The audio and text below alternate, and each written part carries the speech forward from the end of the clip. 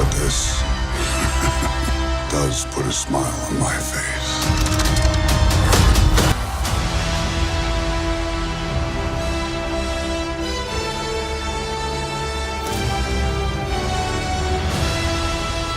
Hey, how's it going? Bear with me. I am fighting a wicked cold. About to go to Seattle this weekend, and of course, with all the crazy weather changing and the rain to cold to summer, my body doesn't know what's going on. So now I'm trying to fight off this horrible thing. And I'm going to Seattle this weekend, so help me God if I am still sick. But come hell or high water, I am going to go. There's no about it. And this is, of course, Avengers Infinity War non-spoiler. This is the non-spoiler version. So if you haven't seen the movie, and I don't know why you haven't, but if you haven't seen it, you're safe here. So without giving too much away, I actually have to say I am like full of mixed emotions here. I got myself ready, got my Loot Crate Thanos shirt, and of course, I wore this Infinity Gauntlet. And yeah, I've been wearing that a lot lately, but I figured, why not? I had sent away for it in the mail on eBay. They sent it to me, but it was on the right hand. As any fan would know, the gauntlet is typically on the left hand. So I had to send it back, and then they sent me the correct one. It was a whole mess, but luckily I was all set before the new movie came out. Now, I actually went there on Saturday. I would have reported this sooner, but again, fighting a cold, bear with me. And I have to say, the movie delivers. It has the full cast, missing a couple. I don't think I should mention who, because maybe that might be spoiler territory. But everyone that you did see in the trailer, like Black Panther, Captain America, Iron Man, Guardians of the Galaxy, Thor, all of them, they really delivered. There were some really surprising moments. The opening scene alone, oh my god.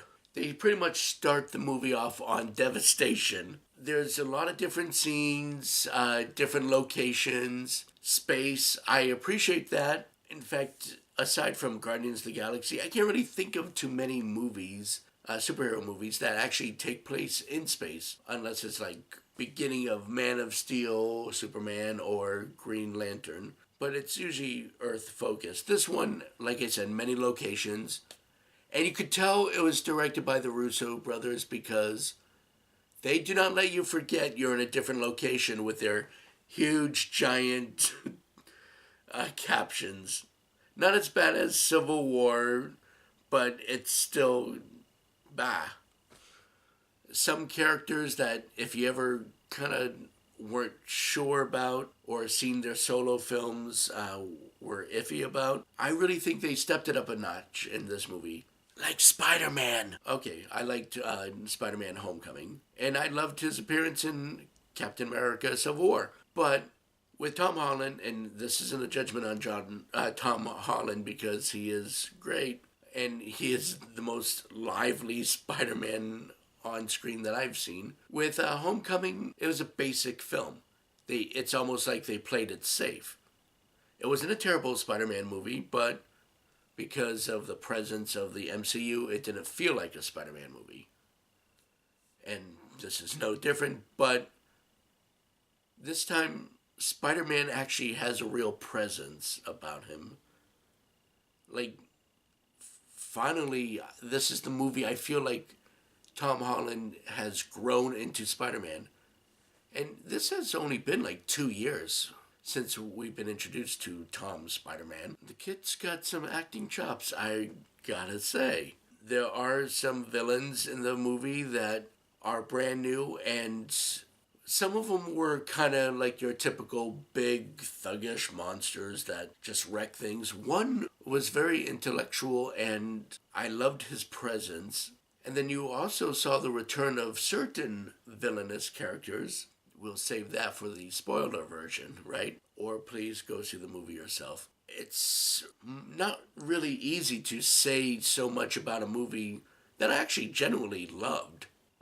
I didn't love the theater experience. I was in a Brooklyn theater, and between the obnoxious kids and uh, negligent parents that let them do whatever, and because it's Brooklyn, you heard a lot of, oh, dead ass. If you get past through all that, it's the greatest film ever. And I do anticipate seeing it more. And that's really tough for me to actually go out to a movie while it's in a theater more than once. That's saying a lot. I have a lot of movies that I really love, but this one has a real rewatchability to it. Just fair warning, bring tissues. I didn't cry. I don't cry in movies, but my God, I was choked up. In two scenes I was really choked up to the point of like, my God, I can't believe they went there. Thanos, played by Josh Brolin. You know, we've seen the bad guys before where they're actors, but they're really playing giant hulking CGI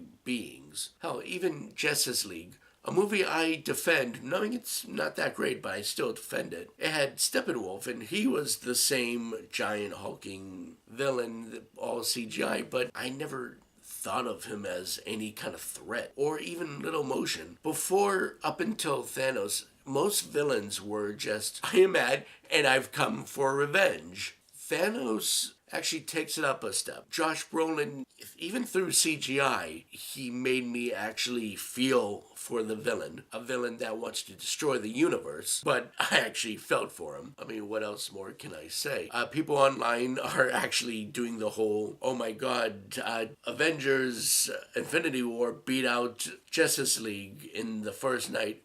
Of course it did. That's because we were really waiting for this movie to come.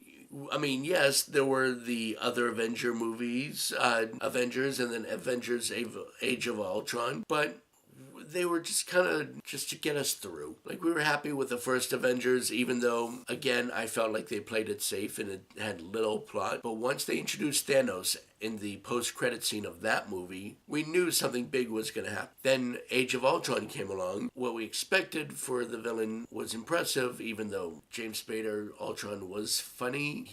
I didn't care. Like, to me, it just, like, I was just sitting there like, okay, let's just have Thanos already. For a guy that did little to nothing, for a guy who showed up at the end of Age of Ultron and said, looks like I'll have to do this myself, and then take 2 years, it's laughable, but he made an impact. Probably the greatest impact of movie supervillain. I will say this, the Thanos you expect from the comics, it's fairly accurate, but his motivations are actually different. They really stay away from his motivations in the comics for something different in the movie. As we know, that's probably because Fox and Disney, they didn't own all the characters yet, but honestly, I'm okay with it. And that's because in the comic, in the story arc of the Infinity Gauntlet, Thanos' motivation was really petty. And I'll go further into that in my spoiler review because this is the non-spoiler, and if I say more, I'll give too much away. With the little that I've said so far, I feel like I've given a lot away. So I'm going to close this off. Go see the movie, and I'll catch you next time.